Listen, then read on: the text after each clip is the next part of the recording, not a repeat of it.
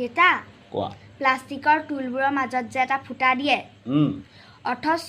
প্লাষ্টিকৰ চকীবোৰত নিদিয়ে সেইটো বাৰু কেলে দিয়ে ফুটাটো চোৱা প্লাষ্টিকৰ টুলবোৰ যেতিয়া আমি জাপি থওঁ তেতিয়া কি হৈ যায় দুখন টুলৰ মাজৰ জেগাটো ভেকুৱাম হৈ যায় আৰু ভেকুৱাম মানে হ'ল বায়ুশূন্য অৱস্থা বুজি পাইছেনে কথাটো কি হৈ যায় দুখন টুল যেতিয়া আমি জাপি দিওঁ যদি ফুটাটো নাথাকে তেতিয়াহ'লে দুইখন টুল এৰুৱাবলৈ বহুত কষ্ট হ'ব হয়তো টুল কোনোবা এখন নষ্ট হৈ যাবলৈ আছে সেইকাৰণে কি হয় ফুটা এটা দি দিয়ে যাতে তাৰ ভিতৰত বায়ু সোমাই থাকে আৰু বায়ু সোমাই থকাৰ কাৰণে আমি সহজে যাতে দুখন টুল ছেপাৰেট কৰিব পাৰোঁ বা অঁতৰাই খুলি লৈ আনিব পাৰোঁ